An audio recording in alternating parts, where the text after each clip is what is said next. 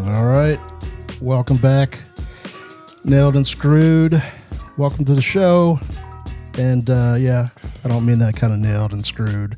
So move on, you freaking perverts. On this show, we'll share some of the wild stories that take place during construction, flipping, and other side jobs conducted by my man Chris and his crew of expert general contractors. We'll also throw in a couple of informational sessions when it comes to the flipping business and share some ideas on what it takes to become successful. As for me, you can call me Captain fucking Morgan. That's right. And I'll be alongside Chris asking the stupid, unexperienced questions because I don't know shit about shit when it comes to construction and flipping houses. So with that being said, let's jump right into what we got lined up for today's show. Yeah. So what we got lined up? We got special guests today. Yep. In the studio. Yep. What's his name? Come on. No, don't say What? it yet. Don't say it yet. So the Yeah. last episode we came into what were we talking about a little bit? Talked about a lot of stuff, but we did touch on the fact of how I met him and how that transpired. And then he was nice enough to come on the show. Accept the offer to come on as So he does have a name, we know that. But Morgan said we're trying to figure out what his nickname for the show would be. So Yeah, and he doesn't know any of this. That's the best part. Yeah, because because you came up because we got. How did we come up with Captain? That was from Tommy, right? Tommy named you Captain Morgan. That's right. Good old right. Tommy. And then my dad's got a nickname. So Yep. all right. So this is Frank McGovern. All right, Frank. Yes. Welcome to the show. Thank you, gentlemen. Let me give him his props for a minute here. All right. So Frank's been into, and you can correct me anything I'm saying, but Frank's been in the real estate game a long time. You know, he's got tons of resource contact. I've done deals with him. Great dude, no games, straight to the point. It's really, refreshing to deal with someone like that in this business because there's so many people trying to scumbag you. And, even before I even knew Frank, just working with it through his one of his his best friend and doing the deal, it was almost like it was too good to be true. It was like boom, boom, boom, boom, and I'm like, how is this easy? I'm like, everything's set up. I'm looking. I'm like, where's the catch? Yeah. But there was no catch. So that's good. So I'll let you take it from there, Frank, if you want to elaborate at all. But that's just how I feel, just from the little bit that I've known you. It was crazy because I felt like I'd known you for like a few years prior to us actually meeting. So like I said, Drew Dickinson knew him, and he kept saying like, you got to meet this guy Frank, and he's like, I'm like, why? Like, he's like, I don't know. He's like, you guys have like the same brain. And then, I met his friend Mike, and we did the deal, and he kept saying like, yeah, I gotta talk to Frank, and I'm like, yeah, all right. I keep hearing Frank, and then I finally met him, and yeah, it was exactly what everybody said. Sounds like the legend's here. It's funny because people on my marketing, like I would do direct to seller marketing, and my name would be on the letters, and people were like, is Frank McGovern actually like a real person? yeah, like a ghost, man. Because I would never actually talk to the sellers or anything. I'd have virtual assistants, salespeople, so like nobody would ever like speak to me for like many years anyway. Yeah, when I first started, I would talk to them. So. But any major moves, everyone's like, well, let me talk to Frank. So we're like, this guy does exist, but you never met him. But yeah. So.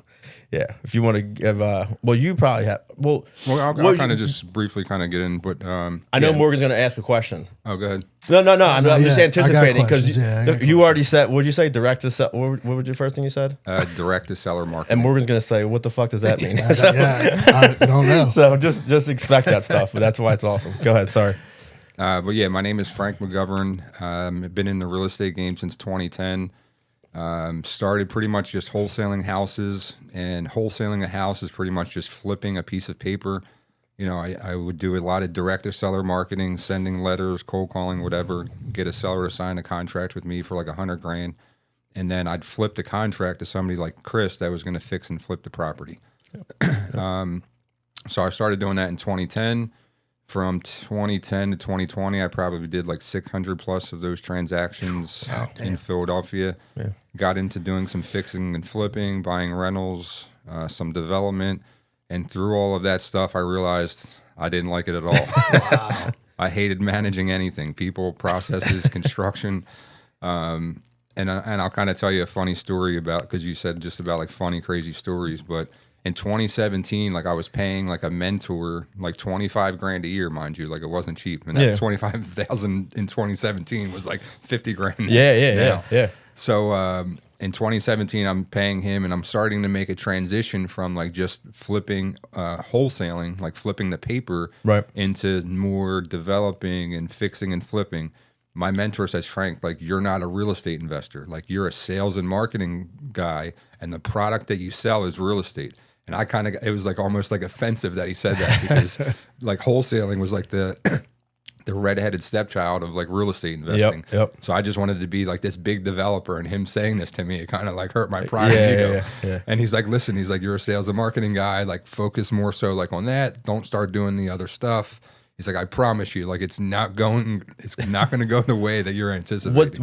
What made him like? What would you just like give him feedback like on how each project was going? Is that how you realized? Well, no, that, just because like we had like an established relationship, so just he kind of knew like what my strengths and weaknesses were. Okay, right? okay. If you are doing wholesaling, like your strength is more like marketing and sales, right? Yeah. Because I'm not like managing construction, I'm not raising capital, I'm not like managing the capital, like none of that stuff. No, you're selling property, right? Exactly. Yeah. All I'm doing is like sales, and it's just the real estate like is the product. So I was very successful doing that. Right. Like I was making really good money. In my mind, I like was like, but I want to do this. And he's like, don't do that. Yeah, I know what you mean. Like, why flip it to someone like me and make whatever X amount where you already have it down here at this number? If I just put this amount of money into it, I should be able to make this number. Yeah. Right? And, I mean, in theory, that sounds good. But Yeah. but if you're not good at like managing people and construction, Right. that it's only good in theory. And not Well, in it's like the practice. reverse of me, right? Like, I'm not really a salesperson like that.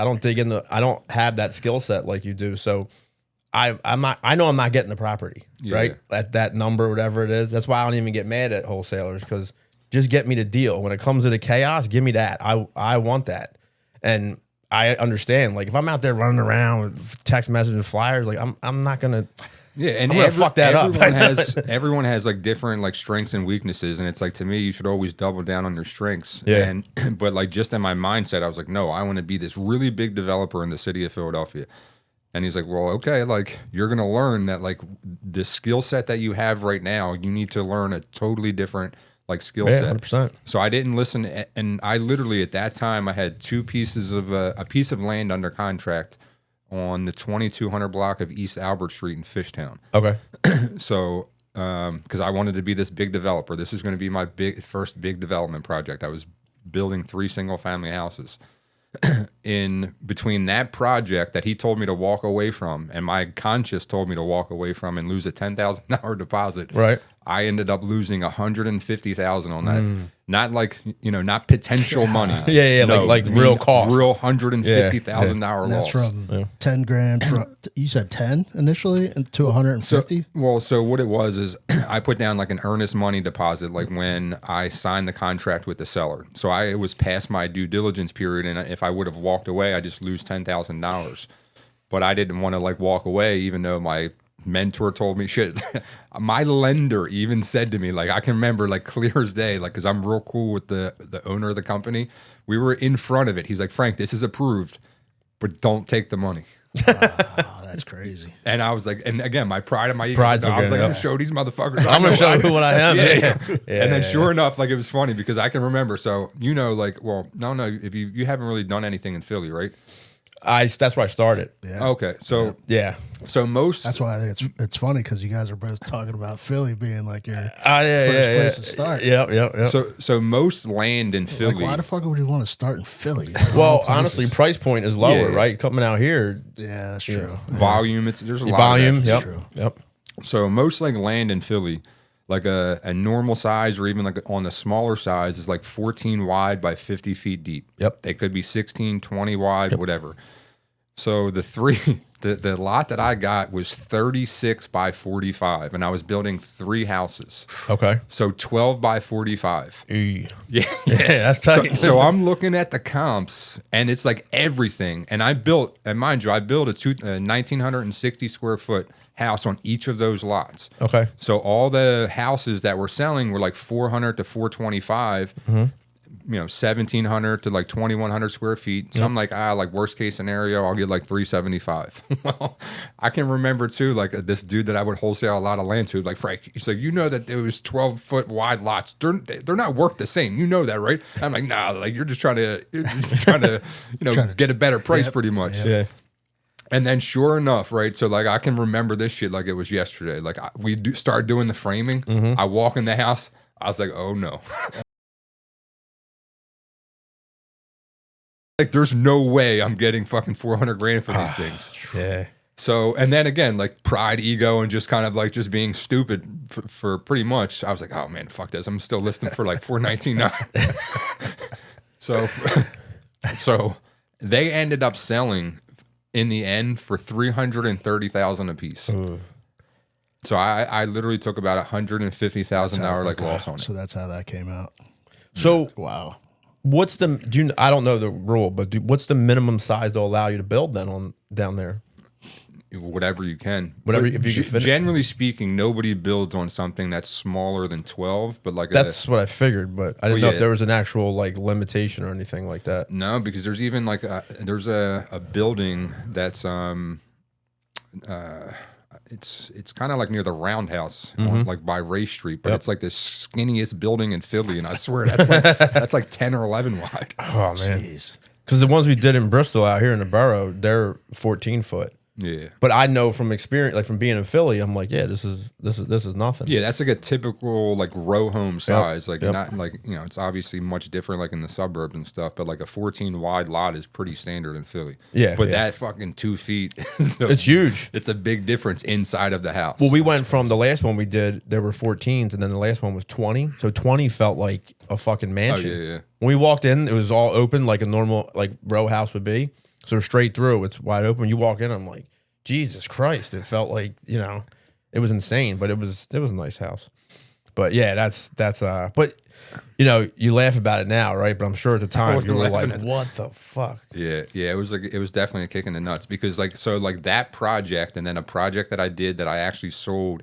It literally, I put it on the market, and they were like the last flips I did in early 2020 when COVID hit. And in Philly, it was like the worst in the country. Like they were not allowing people to, like even vacant properties, they weren't allowing real estate agents to show. So I mean, like the market for like a 3-month period was Just fell off, right? Yeah, like prices were dropping, uncertainty. So I'm like, I got to get rid of these motherfucking things.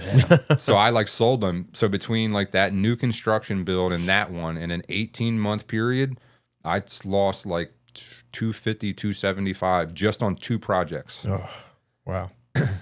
I remember that was the first deal that you got me was 2020 because we went to look at the house and we were like going through or whatever. And Mike calls me. He's like, yo, he's like, you guys got to do the deal today. And I go, what do you mean? He's like, well, the world's shutting down. I go, yeah, but I'm like, hold on, man. So then I started feeling like, fuck, man. I'm thinking, Shut down. I mean, he was right? Like it was. Like I didn't realize like at 5 o'clock today, no one knows what's gonna happen. Yeah, and I'm like, so I called Bri. I'm like, I guess we got to do this. I was like, I don't like feeling pressured on anything.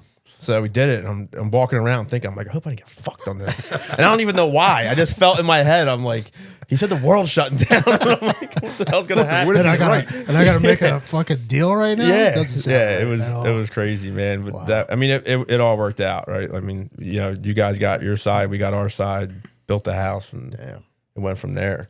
But yeah, that was something else.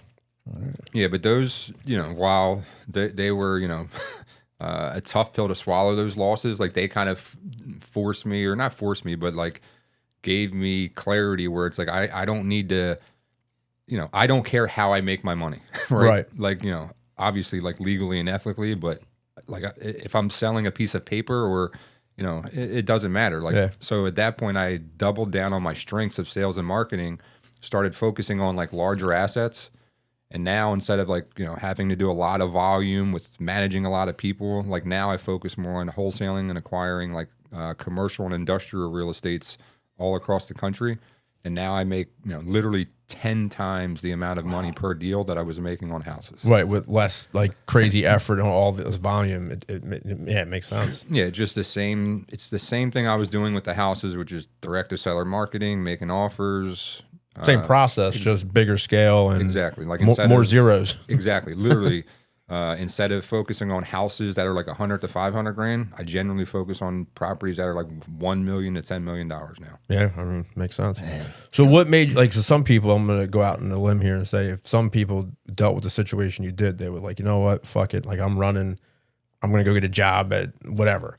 You know what I mean? Like what inside told you, like, you know what, I know that was a mistake, but what I know you say double down, but what really fueled you to say, you know what, I'm not leaving the game, I'm just changing how I'm playing a little bit. That thought never crossed my mind. Okay. Like it legitimately, like never was like just took it on the chin, like, you know what, whatever, it doesn't matter. Yeah, no, not at all. Like, and mind you, like I was still flipping other houses and making money and wholesaling and doing that. Right. But no, it never crossed my mind to go get a job. Yeah, like you knew this was your thing you wanted to do. It was just, all right, how am I going to mold it a little different to what works for me?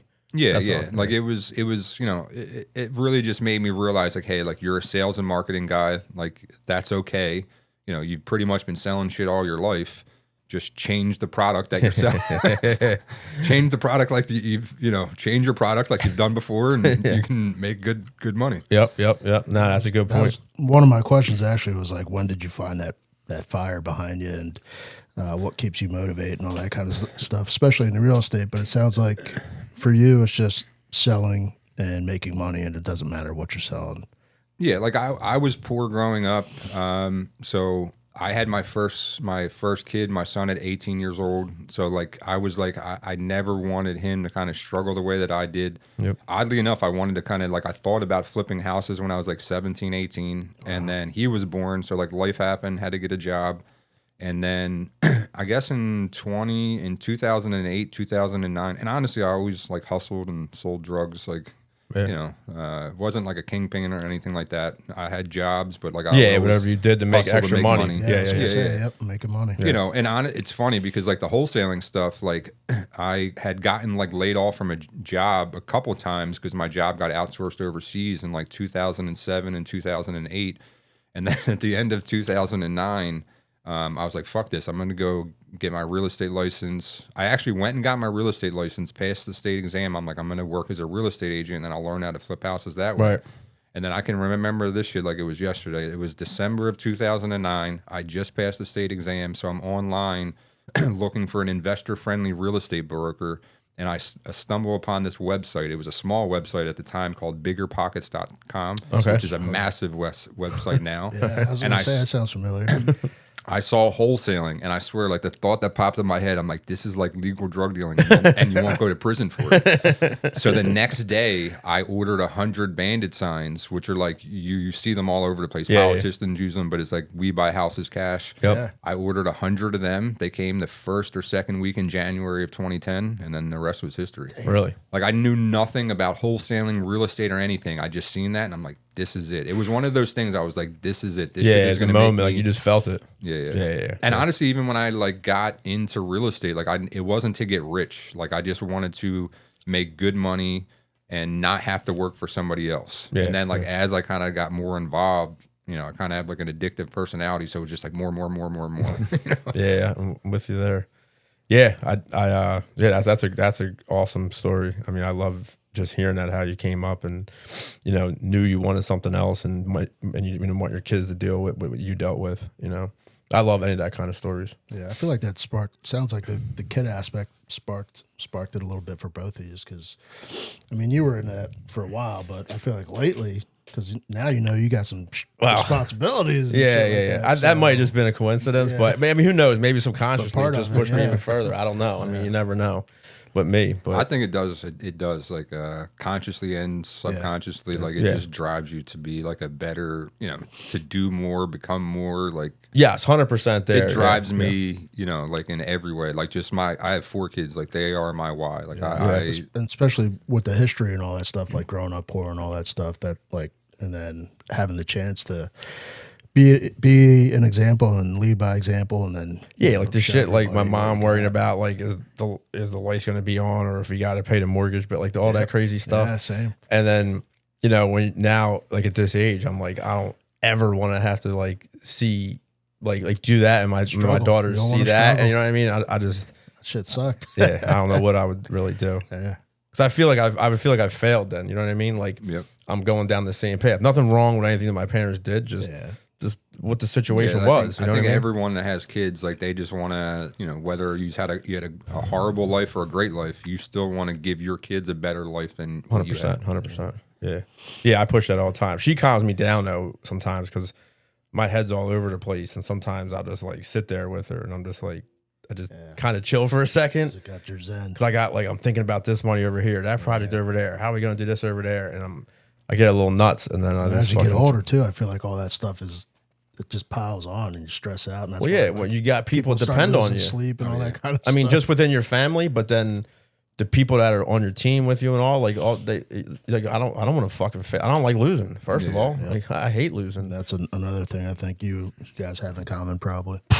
You know that. I mean, like to me, like I don't like it's like if I win, it's like it's fine. Yep. Like I expected to win. Like there's no That's celebration. When I lose, like I hate losing more than I love winning. Yep.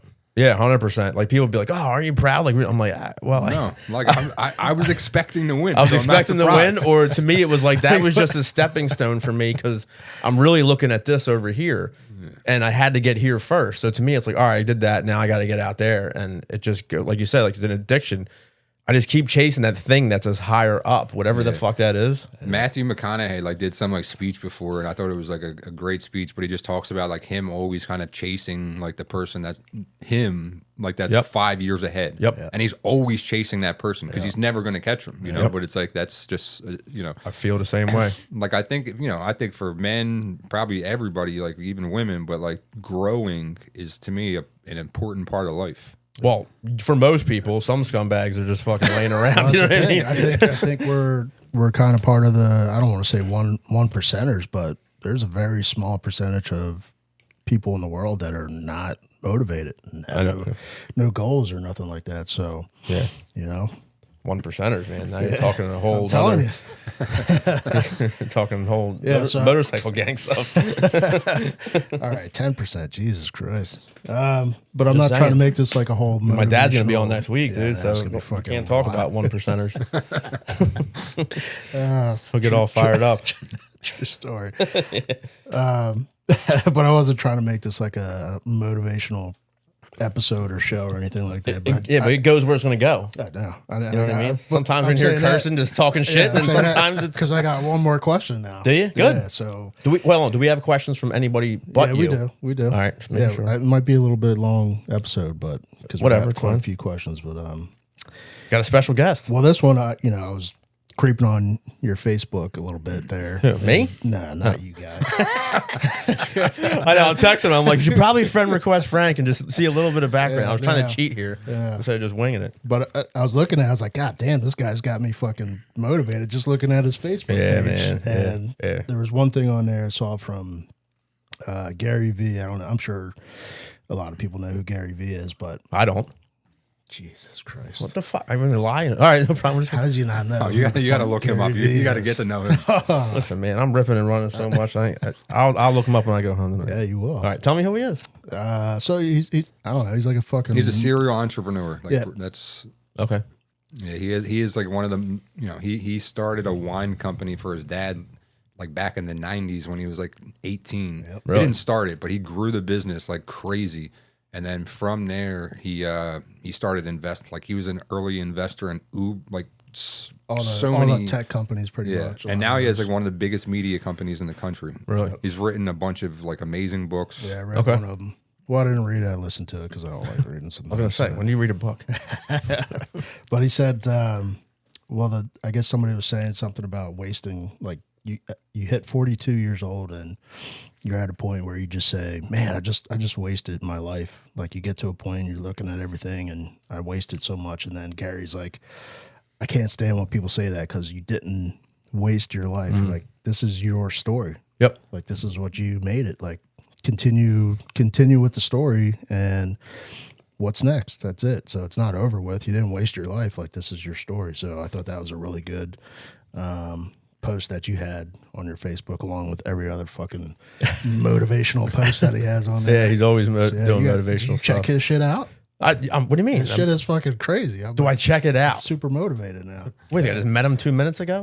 Of course, I check his shit out. Nah, he puts stuff up. I like it. I put shit up. He likes. You know what I mean? It's fucking wild. Yeah, I mean, it's I normal like it stuff. because at this age, you got to surround yourself by people who are motivated. You can't be surrounding yourself by. Well, that's shitbags. 100% true. I mean, if you're gonna sit there and hang out with people that are fucking negative and everything sucks, like you eventually. I mean, it's pretty common that you're gonna be doing the same stuff. I was like at the gym today, like talking to this dude about like a similar thing because he's like saying like, oh, the economy's getting worse and all this other stuff. And I'm like, listen, and he's in business, so I said, it doesn't matter what the economy's doing. Like it's the me economy. Yep. Right. Like at the end of the day, like I know that if I'm doing what I'm supposed to be doing, like marketing, making offers, following up on my leads. Like I'm gonna get my desired results, but if I have the mindset like, oh shit, like shit's gonna be bad, and I'm not gonna make any money, and like everything's gonna be hard. And no, I agree. I say all the time, like I don't care what president's in office. Doesn't matter to me. For the tell me most rules part, of the my game life, and I will Same play way, man. accordingly. right? I'm the same way. Yeah, Tell my people life that has all the steadily time. gotten better because I put the work in or I did whatever it was because I didn't worry about that shit. But yeah, like what they're gonna say, oh man, like gas. Yeah, it sucks that gas is $5 or whatever. But I mean, am I gonna not drive around now? Yeah, Make it work. Control what you can control. Like you can't control the gas prices. No. But even in real estate, right? Like you can still, correct me if I'm wrong, you can still maintain your margins for the most part. You just have to realize that, it's like almost like stocks when don't buy high and you got to just understand where it's changing. If you know that the market's changing and like, okay, well, like there could be more inventory on the market and like things are going to be. You're not going to buy the house at that price. Exactly. You're going to offer. Literally, you have to like buy better, right? Like Like redirect your avenue, like what path you're taking. Well, That's yeah, all but hard. most people will be like, well, how do you know? Well, you're in it. So you You're talk looking, enough, you see it, you're looking at it. So Adapt. You gotta if you were adapt. going to spend $400 on this house, whatever, a month ago, and 5 months from now, it's like, wow, it's like $375. Yeah. Just understand that. If you still pay the $4, well, that's your fault. Yeah, and then exactly. realize too, to project out 6 months from now, this house is done. What does it need to be? And if it's you not just looking need to at be direction, more like in real estate just be more conservative, like with the numbers. But if you like just from any business standpoint, like businesses like during the Great Depression, during the downturn in 2008, businesses were flourishing. Not all of them, but there were. So it's like you can make a choice. Like you can be a part of the businesses that are flourishing, or you can be a part of the ones that are not. Yeah, But like your mindset and then the actions around your mindset are going to dictate, like what is happening in your real world. yeah, I agree with that. And that flows right into real estate. It's the same thing, like you said. Just know the business and know what's coming and know what's up, what's down, and that's it. Adapt. Yeah, I mean, fuck. The first house that I bought when I talked about it was in 2008, right? Like the first one I ever did. And I did sit there for a second like, all right, fuck, like this probably might not have been a good idea. But same thing. I just doubled down. Took me forever, whatever. But again, I could have easily ran from there because it was probably the wrong time to buy, especially with not knowing anything. And I didn't do no research. Like I didn't do a fucking thing. I just saw a house in Philly that wasn't a lot of money. And my buddy said this neighborhood's going to come up. And I was like, oh, cool. So I did it. Eventually he was right. It didn't happen as fast as we thought it was going to happen. Great. But yeah, it's the same stuff. All right. So what are you doing the other question or am I just going I to got other questions, but what All right. you got? I just want to hear some off the wall shit like that. Like your story, you losing money is a good story. That's a lot. 'Cause I do like that because it tells you to come up, right? 150. But there's got to be something like, we didn't even launch the one episode, but like the people doing the demo, like they were having sex in our house. Like we need something to it doesn't be that, but I remember like one thing that kind of sticks out of my mind, and I was a little bit more rough around the edges like when I was first started in real estate, but I can remember going to this house and like meeting with the seller, and like we were like around the same age, right. and it was like in the hood. So the guy, like I just I don't think he liked me for some reason. So wait, you just rolled up there, or like you on the phone? No, Like, we were on the phone. But this, Okay. so I'll give you context though, because people would say to me like it would be like I'd be fucking knocking on somebody's door in the hood. They'd be like, I thought you were a brother. I'm like, and I'd always respond, I am a brother. I got 3 sisters. So I think that may have had something to do with it. Yeah, with so this he was- particular he one. was- So it he was was- expecting somebody that like looked differently than I. yeah, so it threw him off. Yeah. Yeah. So like it was just like kind of like some like friction, I guess you could say, like right from the beginning. He feels like you're lying to him already. Something. I don't know. But This guy set me up. so then I'm in my mind, I'm like, what the fuck's wrong with this dude? Like, so like we literally like almost get into like a fucking fist fight. Like we started arguing inside the house, and I'm like, and he's like, he says, I'm like, I'll beat your ass. I'm like, listen, motherfucker. I'm just like, I'm not the one. I said, let's go the fuck outside. I'll beat the shit out of you. Yo, so we literally like go like outside. Unfortunately, like there was like not because of anything with us, but there was like a cop like right out like on the block. So nothing happened.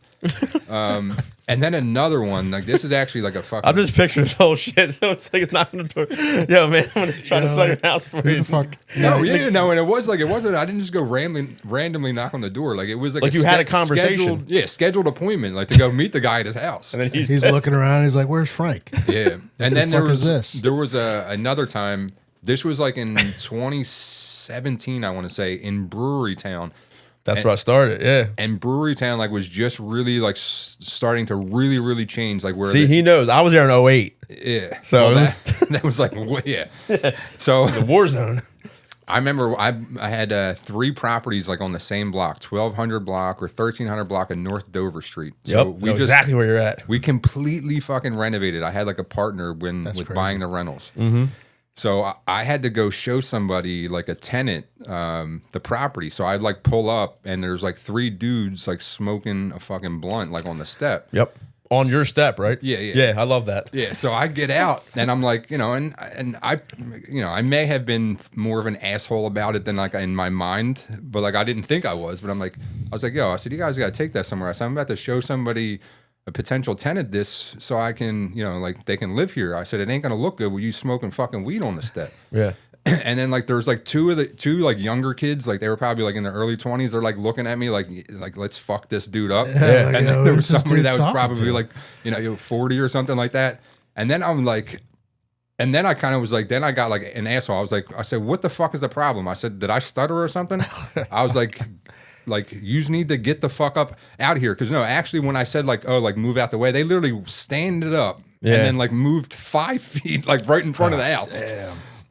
So like I literally could tell like the two younger dudes like wanted to do something. Oh yeah. And then the older guy was like, no, like let's get the fuck out of here. Let's get out of here. The next day, those 2 shot somebody on that block. Wow.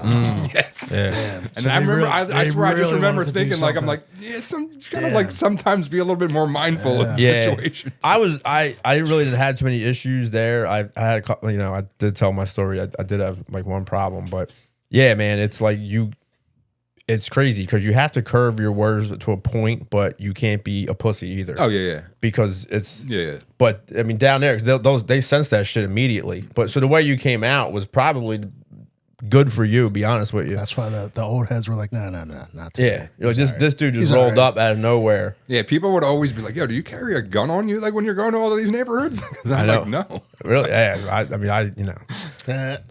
I'm 150 pounds, man. So I gotta add some weight.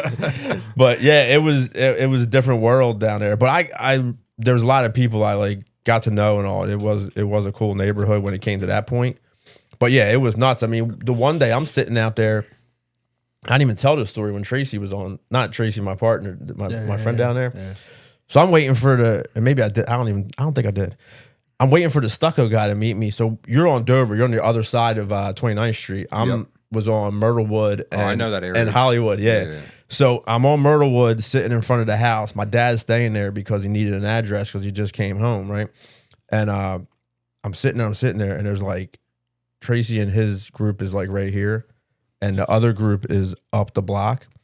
And it's like almost like West Side Story. Like they're just like sitting there, and you hear like people like kind of talking, and once in a while they'll like yell something. I'm just sitting in the middle. Like my house was dead in the middle of this. So I'm just sitting on the stoop, and I'm like, all right, waiting for the fucking sucker guy, and I'm like, he texts me. I'm like, all right. So I walk around the corner, I come back, and I'm like, everyone's all fucking crazy, and I'm like, and my dad's yelling. He's like, you all right? I'm like.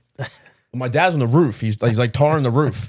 And I go, yeah, what? He goes, I just heard shots. And I'm like, and Tracy's looking at me. I'm like, God damn. you guys are shooting out here? I go, what do you got, 22s? I was like, I was 1 block away. I was like, and he's laughing. I'm like, man, if I would have brought my thing out, I would have heard it 1 block over. But yeah, middle of the day, like, It doesn't fucking matter. It's funny, like bringing up Hollywood Street. I can also Someone got hit. I killed there during the day. I remember. This was like back in. It was like before, like it was maybe even before that incident. But I had a property under contract. This older lady in Brewery Town. It was the 12 or 1300 block in North Hollywood. Yep. And got the title report back, and like the debt drastically exceeded the value of the property.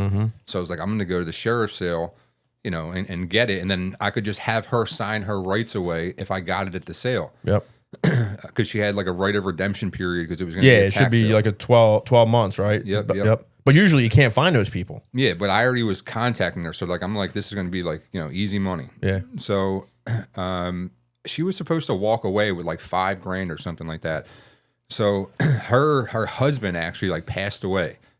So she literally didn't have money to bury him. So I like literally gave them $4,000, and then For the funeral? because Oh, shit. yeah. So they were like, "Oh my God, I can't believe you're doing this." And she's like, "What if you don't get the house?" And I'm like, "Well, don't say that." But I was like, "I am going to get." Oh, the this house. is prior to the sale. Yeah. Oh shit, you were really fucking I rolling honestly the dice. felt, and I felt really bad for like the people. Like it was more like I literally said, if I don't get the house, it's not a big deal. You don't have to pay me the money. Like I'm completely fine. I said, but I'm pretty confident I'm going to get the house. Yeah. So mind you, I never went to no sheriff's sale. So this is the first sheriff's sale I'm going to. This is you talked about the sheriff's sale Yeah, too. the tax sale, And these right? are in person, like one, two, like you know, now they're online. So There's a lot of people there. Oh yeah, it was crazy packed. So like that's another thing. I'm like, holy shit! I said, there's a lot of people where I'm now May getting not this. get the sale, yeah. So then now we start bidding like on the property, and it's like it's me and this one other dude, and it's like way lower, like where we're bidding, and then where it's just me and him, where like I have a lot of room to go up. So I'm like, I'm gonna get this thing. Yeah. Sure enough, I didn't get it. Really? Like, yeah, I had set a limit where it's like I can't go over this, Yeah. and I actually went over it a little What bit. was it back then? What do you think it was? Do you remember, like roundabout? I'm saying this was literally had to have been back in 2016. So I was probably getting like a shell for like, there's probably like 30-some thousand dollars on it. That's what I figured. Yeah. So maybe what was your number you didn't want to probably exceed? Like maybe 30 or 40? Yeah, Somewhere somewhere like in in like the 30s. Yep. And like he bid it up, and I was like, oh my, and you know, I couldn't believe it. And you know, in hindsight, like I don't know how familiar you're with that area now. Like that shell would be worth like $150,000. Oh yeah. Oh, 100%. Yeah, I went back. Last time I was down there was I got another probably dead story 3 too that years was ago. more recently. In the last 2 years, this happened. But I had like a really big deal under contract. Had the buyer lined up. They did all the due diligence. Went to the property. $700,000 spread. Holy shit. The seller died, Oh my gosh. and then the kids didn't want to sell anymore. I would have been like, man. I mean, that's that. Yeah, I was trying. I was like, look, I said, you just need more money. Like, Now was that spread 100% with you, or was it with other No, factors? I was gonna pay like a dispo guy, like maybe like 25% of the fee. But yeah, no, the majority of that fee was going to me, which would have been like, you know, the biggest spread that I created like in the commercial game was $450. But like that was like a split between somebody. The biggest one that I personally netted was like a $300,000 fee. Wow. Maybe you should have paid for the funeral. You never got to yeah. Sorry, I had to say that, but yeah. And then what was like a big holdup, like which was kind of taking things longer, was because the guy pretty much had like verbal leases with the tenants for like years because he knew them. So like we had to get updated signed leases, so it was just Which is a pain taking in the ass. forever.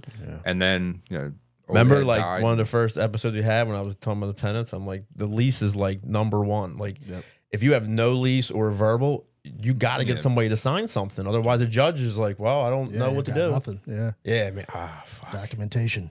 Yeah, I was How, like, how'd he die? He was You old. know, he was as shit. old. Yeah, Okay. he was kind of sick. Like when we, you know, it was a lead. I remember we were working for like a while, like 6-9 months, something like that. So I can remember like he was like sick. Like there would be times like where we try reaching out, and like he disappears for like a week. And he's like, I was in the hospital. Like I'm not doing well. Fuck. and then- It wasn't like he got popped or something. No, Fuck it. Like he was. No, he was this was awake. actually like in like some like fucking rural ass area in like Tennessee or something. Oh shit. Wow. You Yeah, really he's are all over the dude. country. God Yeah. damn. Yeah. Yeah. When I did residential, like I pretty much just stayed did it in the close. Philadelphia area, but now I market all over the country. Wow. how difficult is that to do? Is it a lot more different just doing the residential, or is there a lot more involved in it, a lot more research? And Yeah, there's definitely more research. There's definitely differences, but like the everyone's marketing, got different laws and stuff like that, right? Each state for selling and buying and all that good stuff. yeah, there's definitely some different intricacies from state to state and stuff. But it's 60-70% of like what I was doing with houses. It's like the same I'm doing with the larger assets. Okay. The marketing is the same. The sales is easier. It's just about building trust and rapport. The due diligence is completely different. Like if I'm a house, like I'm like, getting like a 7-day inspection contingency, Right. 5-day inspection contingency, walking through the property, confirming the condition. With the larger assets, I'm getting like 45 to 60 business days of due diligence. Like you need to see tax returns, bank statements, rent rolls. Yeah. Just a lot more in You detail. can do all this from home, or do you have to travel to these places? No, I don't ever travel. Just Damn, I'm in the Cell- wrong fucking business. cell man. phone and a computer. You hire Morgan. He sleeps in the woods and shit. Fucking camps. Like he'll go to Tennessee tomorrow probably if you want him to. Hey, you want me to check out a Yeah. house? I'll sleep Yeah. outside in the woods. He'll be out there with all his sniper shit Yeah, I and was gonna fucking say, I'll looking scope for it out for you. Yeah. Yeah, But what about cell like? phone Is there and any a like computer. remediation shit? Like because you're dealing with like industrial stuff sometimes, like Oh yeah, so like EPA or another- things like that. A deal I did, not close, but like this was the phase one is like one of the last things that we do, just because it's a cost and it's like if if it doesn't check out financially, like in terms of the tax, his taxes, rent rolls, and all that stuff, like we're not going to move forward. So the phase one is one of the last things that we do. Right. There was a deal that fell apart maybe, I don't know, in the last 2 to 3 years, but I was going to get like a multi 6-figure fee and like equity in the asset, and it failed at phase one. And the seller like would not renegotiate like at all, so it killed the deal. It's tough. But yeah, so a phase one is like pretty, like that's like you have to do a phase one with these larger assets. That's what I figured. Okay. Wow. Yeah. Damn. Learn a lot here, huh, Yeah, like Morgan? I said, I'm in the wrong goddamn business. Well, you can join. Yeah, maybe I'll just quit tomorrow. Fuck it. I guess we can move on to some questions then. Yeah. Got a couple here. Let's see, and I'll shout out to my cousin. He's got some he's got some questions for us. Let's see. Let me see if these make sense. What are the tax mistakes flippers commonly make, and how do TV shows about flipping differ from reality? The tax mistakes is, if you're flipping a lot and you're not buying real estate to offset your taxes and getting depreciation, then you're just going to be paying. You're going to have a business partner in the government that's taking half of your money. Damn. Yeah. So it's very important that if you're flipping assets, like once you're starting to make real money, to buy assets like rental properties or commercial property, because then you can offset the income and save significantly on taxes. Yeah. Okay. Otherwise, open up a separate bank account and put that 30% in there immediately. Yeah. Never heard of that shit. But the difference between like TV shows and reality, it's like they generally are always talking about the best case scenario, and not only that, gross numbers. They'll be like, I bought it for 100, or I bought it for 2, put 100 into it, sold it for 4, and I made $100,000. Like, what the fuck you didn't? No, you didn't. Yeah. There was closing costs when you bought it. There was closing costs when you sold it. You borrowed money, which cost money. So like $100,000 gross, you netted probably $40,000 or $50,000. I think that's the biggest point you just said is they make it look like they have all this cash available. There's no fucking way you're that liquid all the time. It's impossible. So like you said, you're paying money on that money you're using, whether it's a monthly fee at the end of the deal, whatever it is, right? You're paying that. Like you're not flipping 20 properties a month or a year thinking that you got this big ass number in the bank and it's holding. There's no fucking way. no. There's And no just way. That's what I think of. That's what that's a portray. Which is not true at all. And like most real estate investors know, you always use OPM. Yep. Other people's money. Yep. Oh yeah, shit. yeah. I was like, what is that? I was about to say. I already knew what he was saying. I never heard anybody use the acronym, but I put it together real quick. Because you're right. Like, unless you really, if push comes to shove and you need to do something, but yeah, the goal is to not use your money. But the only way to do that is to pay them something. Yeah, you had. Yeah, they're So not like giving it percentage. to you. I was fucking handing it for free. Yeah. Yeah. So there's lots of people. And again, it's just about like how we talked earlier about different skill sets. There's lots of people that have money, but know nothing about real estate investing or construction. So it's like they can get, a 7 to 12% return on like their money just by lending it to somebody else. Yeah. Right. And to them, it's like, I'm not lifting a finger, but I'm getting money back. Exactly. But their downside is that you might be handing that money to the wrong person. Oh, and speaking, this came out today, and this guy is, and he was one of the first podcast hosts on like that Bigger Pockets. But I don't know if you've seen that. The guy started doing syndication. Right. Just one deal that just lost $15 million of investor money on. Oh my! That is actually going to start happening a lot because what happened was people were buying like large assets in 2020, 2021 when you can borrow money at 3%. So in the way that debt works, generally speaking, with like larger assets, like every 5 years, it's going to kind of be reset. Yep. So if you borrowed in 2020 and 2021 and you were borrowing at 3% and you bought an asset at a 5 cap, well, now when your debt just got reset, your interest rate doubled. Yeah. So that means it drastically reduced the value of the property. Yep. Wow. So one fucking deal, $15 million in investor money somebody just lost. God, that's insane.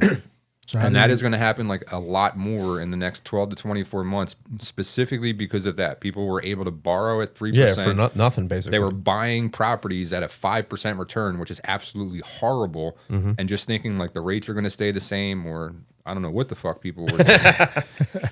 But yeah, that's going to happen more and more. And he just how do you get around that then? Like, what's your solution to that before that happens? So like that anything. One, it was naive of people to think that like that was the lowest interest rates in history, and they were doing it just to stimulate the economy because of it, like shit was hitting the fan. So like you were a fucking idiot in my opinion to think like, hey, this is going to last this forever. is going to be the norm. Yeah. So you shouldn't have been buying at like a 5 cap. Yeah, it should have been, their strategy should have been shorter term than thinking like, oh, I got all this time there, right? I mean, right at 3% or 2.5, whatever the fuck it was. It's like, dude, you got to eat it up and get the win and get out. Yeah, but that's what I was thinking. Yeah. Wow. Yeah. All right. So now we know what the difference is between reality. Yeah, reality. I mean, even when I watched the stupid contractor show, like, oh, we did this bathroom for $5,000. I'm like, what are you talking about? Yeah, and I would say another thing too is like if you're an active flipper, like I know like fucking hundreds of people across the country that are like really really active, do volume, and have done it for a while. Everybody loses money at some point. Yeah, I've never met somebody that was honest and actually did volume. Yeah. That didn't lose money. And like that's just a part of the game. But like I've never seen anybody lose money on one of those shows. No, I don't think so either. Yeah. No, everybody made money. I mean, in reality, I think they want it to be a good story, I guess. But I would watch it too if it was a negative story. I mean, that's true. What's wrong with that? Like, what do I do not to make the same mistake? Thanks for showing me that. Appreciate it. Yeah, but that's all about TV ratings and all that good shit. Yeah, so. it kind of got saturated. I mean, those shows were cool when they came out. Like it was like, oh man, I'm actually seeing this now. It's like, there's nothing new. Yeah, and to me, it's like they're like staged, and it's like they're not like realistic with their numbers and stuff. Like it's pretty fake. When I was in Brewery Town, like this is real shit. I didn't do it obviously, but I wanted to, and I probably shouldn't say the name because someone will probably steal it. But when we were in Brewery Town, we wanted to do Flipping in the Hood. There you go. They don't have that version. See, they don't have that fucking version. They have it like, we're like, oh, we're in this and there. And I'm like, nah, man, I'm walking down Hollywood Street and I'm just trying to figure out if I can get my hammer or get shot today. That's why you do it YouTube, man. That's where it's at right now. Make your own. Yeah, I didn't even, show, you know what I mean? Didn't think of any of that. But there's like I said it before, you could have put a camera on the corner of fucking Master in Hollywood and just the neighborhood and then dealing with us there, and it would have been a whole story. Yeah. And then my crazy twin uncles were just mixing in there, running around and shit. What's up? My dad's coming home from prison. You got all kinds of views. Yeah, fucking parole officers there yelling at him. Yep. Yeah, he's like, who are these guys? Like, dude, you did the background checks. You know they're my uncles. You know they're with my dad. Like, what do you mean? Like, come on. Just stop, man. Can't wait to have him on the show. It's gonna be good. Yeah, he's gonna. Unfortunately, when I know when my dad starts out, he's gonna try to be like real, like reserved and professional, and then I'm gonna have to figure out a way just to fire him up, and then he'll start cursing and stuff.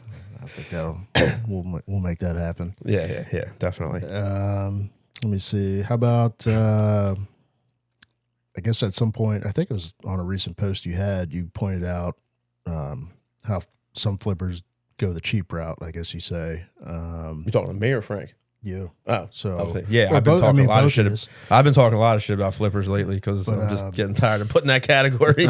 Yeah. So what's an obvious sign of a cheap flip versus a flip from? I noticed stuff like some of the stuff. I pointed out the AC thing. I think. Right? Yeah, that's like an easy one, right? HVAC. Like if you see like a single zone 1 HVAC system in the back, like that's one way to save money. Like my house. You could probably.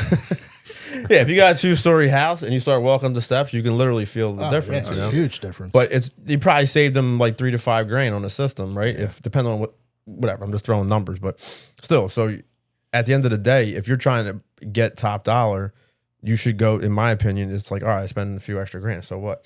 Yeah. But unfortunately, and I give them credit, some of these guys, they're getting most of the same numbers that I'm getting. Which is wild. It's just a shame because the people don't know until they're in it. Yeah, because but what it is like that, right? Like in terms of like, all right, well, hey, if it's not the 2-zone, you go upstairs. It's gonna it's gonna be hot as shit in the summer, or a lot warmer in the summer, where you might need fans or a fucking window AC. Yep. But like a homeowner, they're not like looking for something like that. And that's my point. And it's like don't get me wrong too. Like some of these guys around here, they're flipping. I don't know if they're really super local here or not, and maybe they are, maybe they aren't. Well, I know the people that did this house were from Jersey or something like that. Right. So they're coming over, they're doing their thing, getting it out, or they're hiring just a contractor to do whatever. And they're like, listen, these are the numbers. This is the budget. Yeah. Doesn't matter. We grew up here. I live here, and our name is all over the place. Like to me, it's way more important to spend $3,000 to $5,000 and make sure that's done. Make sure you got recessed lights in every room, because they skimp out. They'll put recessed lights in the kitchen, in the living room when you walk in, and then every room's got either one ceiling fan or one light. Yeah. And I'm like, dude, you spend a couple $1,000, you light the whole house up. Yep. And that's just how I feel. And that could be me because I'm just partial to building, but I pick up on all that. I look at the trim and see like how tight their joints are. You can see if it's loaded with caulk and shit like that. He's a construction guy, so the stuff that he would be able to see, like I can't even see that stuff. It's the same. Like I couldn't. There's stuff in this. But you know why I do that though is because if your trim is, because what people are going to see in the stuff is if you went cheap there, I know you went cheap behind the walls. Yeah. Behind the walls, I know you went cheap. I'm going to ask if you even put insulation in. I can't see behind the walls, and that's the bigger problem. Like the stuff behind it can be the bigger problem. The stuff behind the walls. Yep. Yeah, absolutely. Like electrical work. There was one did a full cosmetic rehab and left a knob and tube behind. Oh yeah, it happens. There was one that happened. They did a flip. It was cheap. Apparently, didn't insulate the walls properly. Fucking pipe burst. Well, and you're spending over $500,000 in the house. That's what almost happened here. I had the frozen pipes because they routed through the crawl space upstairs. Yeah, always. They do it all the time. Or through the soffit or whatever. It's through the soffit because you have the half walls, the little partial wall up there. They run the fucking thing through there. Yep. There's no heat in there. Maybe they wrap the pipe. Maybe. But that insulation's like this big. Yeah, now I'm running a freaking hot heat water tape circulator or circulator in my house every winter. This is my whole strategy. Listen, I'm going to say it right now. I got my real estate license, and I'm not going to be out there like rah realtor. I'm going to tell you right the fuck now. I'm pushing the fact that I know inside and out of houses where most realtors don't even know one thing I just fucking said. You could point like you said about selling the product. Yeah. How do you you know that you're good at marketing and sales. Like you need to understand the product no matter what you're selling, right? Yep. Unless you want to just be a salesperson, bullshitter, right? But you have to understand the product, because how are you going to get behind it and how are you going to really speak about it? And it makes me laugh because I see realtors posting all this shit. I'm like, you don't fucking know one thing about the product you're selling. No. And it's a shame because there are a lot of good realtors. I do know. I'm sure you know, right? Yeah. But the vast majority is just, hey, let's get in the real estate game. Yeah, they're literally getting the listing or representing the buyer because it's your cousin's fucking Oh, my cousin's a realtor, and I'm like, it's like a crazy stat. Like 80% of agents or something like that, do like less than 2 transactions a year. Yep, they got a part-time job.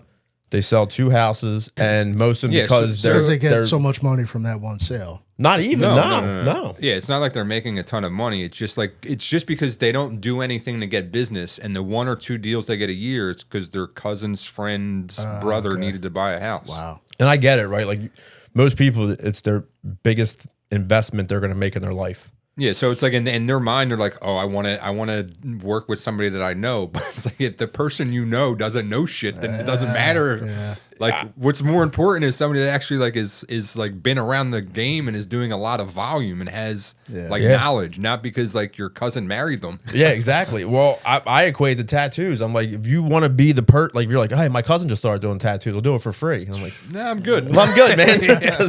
Yeah, So that's a hard pass. It's the same shit. I get it. You have a connection there, so you feel as though they're going to do their best for you. But they got no clue what's going on by the houses. You know what I mean? God knows if they know how to negotiate for you or whatever. Understand the paperwork, understand the inspection processes you need to go through, all that kind of stuff. So It's wild. yeah, that's my push right there. This fucking house. Every time I think about it, I'm like, I wish I knew more about construction and housing and all that stuff when I bought the house. But at the time, it was like I need a house. But now That happens a lot, though. I know. That's Especially why I when you're hate that. looking and if the market gets competitive and you're like, fuck, man, if I wait, and it's a lot, it's pressure, but it's all right. We're going to start making money on all this shit, and then we're going to knock this bitch down, or we're going to get you a new one. That's the ultimate goal. Yeah, let's fucking, I build you a house in the woods. Yeah. You'd be happy with that, wouldn't you? Well, let's flip this one and then build that Yeah, house. That'd be log cabin. Fantastic. I never built a log cabin. Well, Be out there with first chainsaws time and for shit. everything. It's gonna be Yeah. a first, yeah. I got one more question, and that'll be all I got. This was from Mom Dukes. All right. So she's got her Morgan's question mom, in. man, always Yeah, consistent on with the point. questions. I love it. So she said, how'd you feel about Memorial Day this year with the shore properties? Any issues? And then something with the new rules for landlords and the police or something like that. Yeah, get me started on that. Well, this year was cake. I didn't even go to fuck down. So it rained every day. Oh, yeah, that's right. You know what I mean? If I was 20 again, I would have been there. Yeah. But now I'm like, I don't want to go. But I got my rental inspection completed on Wednesday. So I was talking to the inspector, and he was like, it was way quieter. I don't know if that was just because of the rain or anything. But I think, you probably know, like going to Wildwood in 2000, like it didn't matter if it rained or not. It was get ready for war. The people were much different. I think it's a lot just because of the cameras. Because I remember going to Wildwood, and it would be groups of 20 on every fucking corner. And if you weren't 20 deep, someone was fucking with you. Yeah, I remember that shit. But now these kids are just doing stupid shit, in my opinion. But he said it was quiet. I didn't see nothing, but I was watching the videos, and the cops were literally lining up on the boardwalk, starting at one end at 10 o'clock. Oh, yeah. 10 with the o'clock sign. curfew. This was like, I know at Seaside, I think Wildwood did it. Wildwood does it. Someone else, but they literally just started at one end and just swept all the way through. Good. So, look, I understand the kids got to be kids, right? We all, we don't have to get in the stories, right? We all did it. But, for me as a property owner now and watching what they're doing there, I'm like, sorry, kids, you got to get the fuck out. Not today. Not here. They're building. I did my post the other day. I counted 60 units just when I was riding around in Seaside. They just approved a 48 unit build next to the 60 or whatever unit build they just did. Yeah, it's like last year. Nonstop construction So over there right now. it's, I'm all for it. I hate the fact that they built a 4-story complex behind my house now, and they have rooftop deck, so I'm sure they're gonna be throwing shit down in my yard. But I'm like, you know what? Keep that equity going up, man. I'll pick up the red cups and all that shit. Some of the older houses are getting their views taken away because of the big it's gonna builds that are happen in front of Yeah. them. So now they got no more ocean view. It's blocked. There will be no more little houses down there eventually. No, dude, the Doesn't one make sense. they just sold a fucking townhouse, 1.8 million in Seaside, which I thought would be. That's insane. It's not even a single.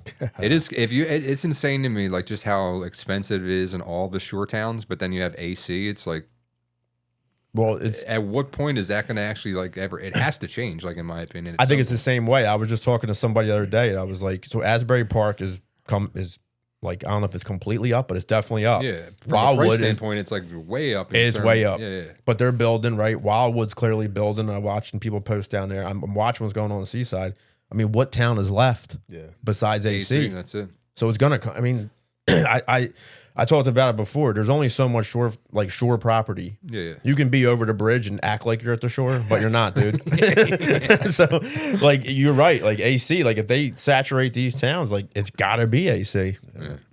It to me, it just is a matter of like if, like it could be like 10, 15 years from now, but like if you know all these little small beach towns are getting overdeveloped, and you're like, you know, low price points like $500,000-600,000, $1 million, and then you got $120,000. Yeah.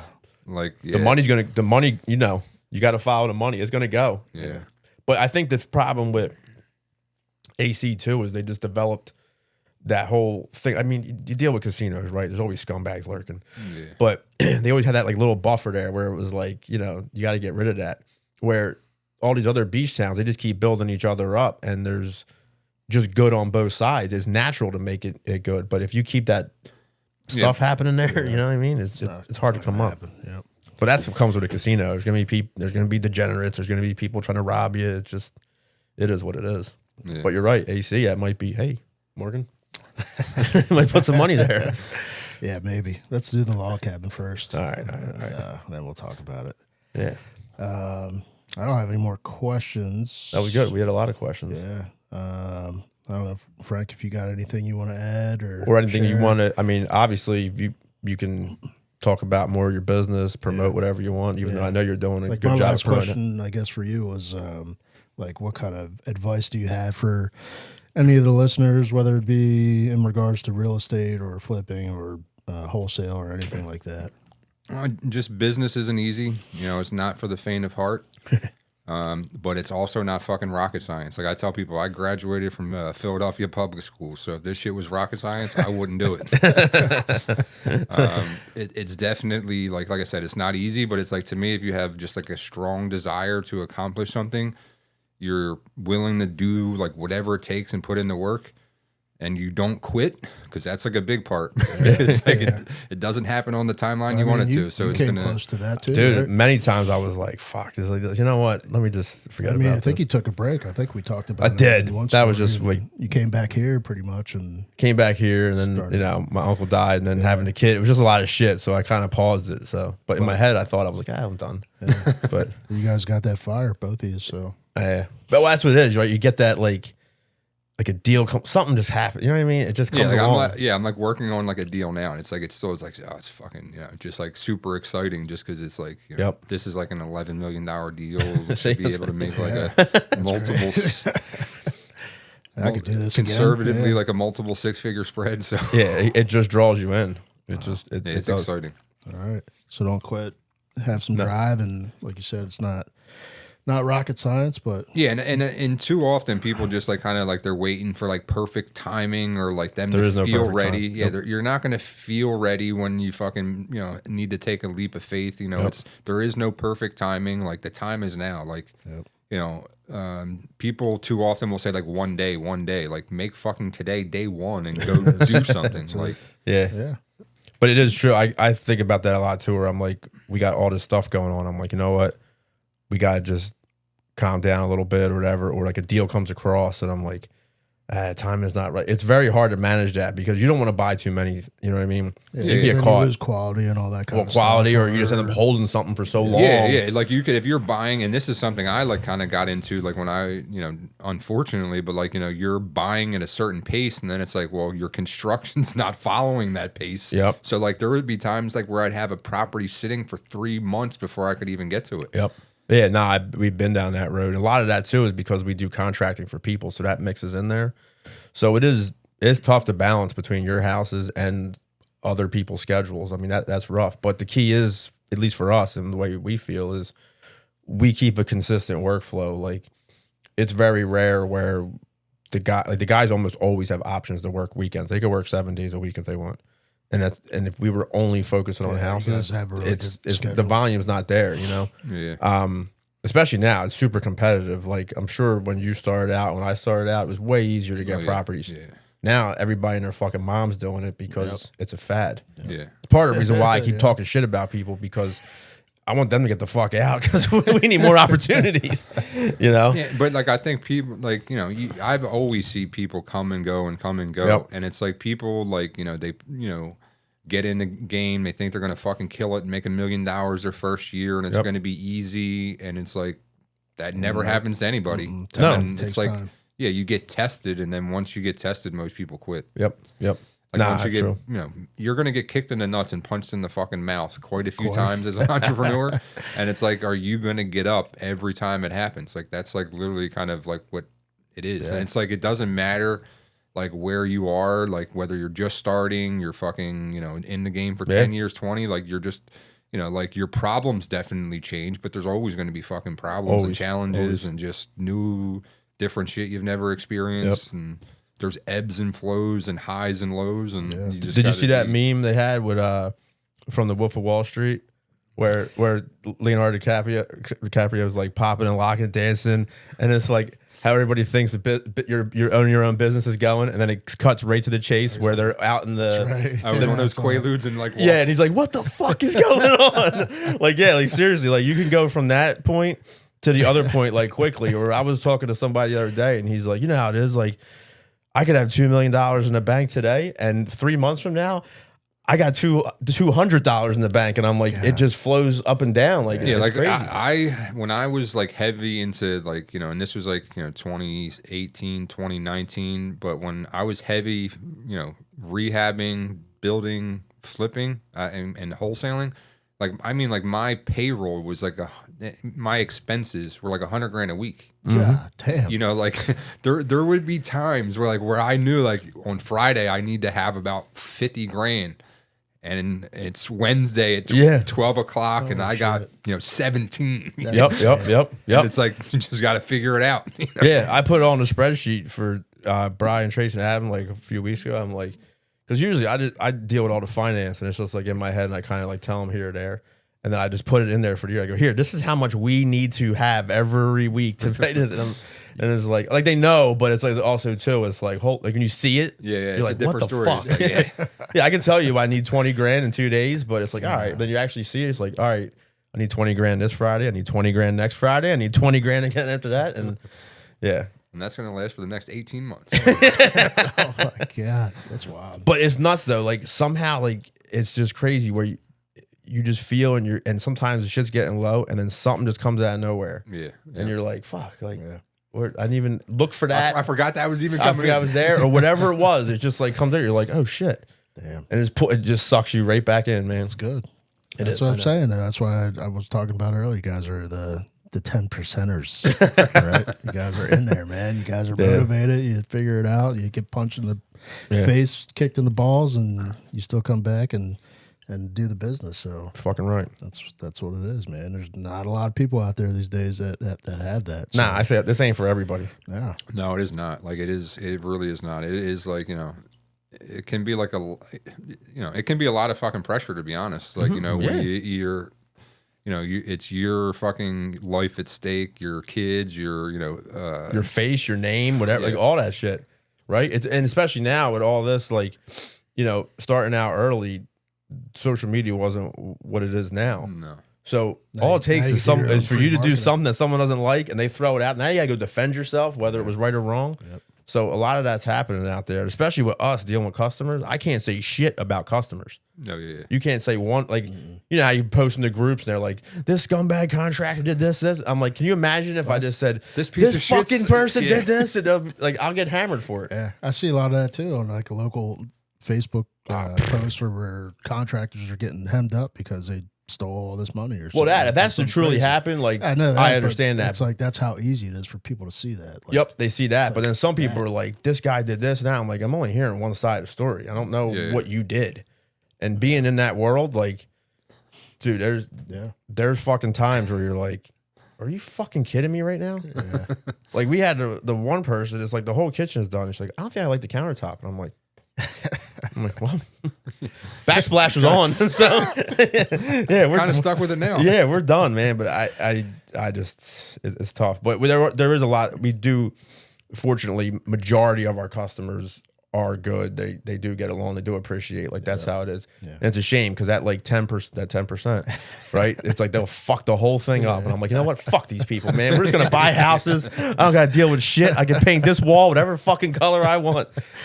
But it is cool when you actually like sit down with somebody and you design the shit for them, it all comes exactly what, like there's many times people are like, this is exactly what I was picturing, but I couldn't put it on paper for you. Shit, for And- me, And that stuff any- is like super satisfying. Like when you when you have like, you know, there's times like where I bought people's like houses and stuff, and like they were in like super distressed situations, and like You solved their problem. yeah, or getting at texts least from them, like, you know, Pay or for a their call just funeral. saying like, oh man, like, you know, yeah.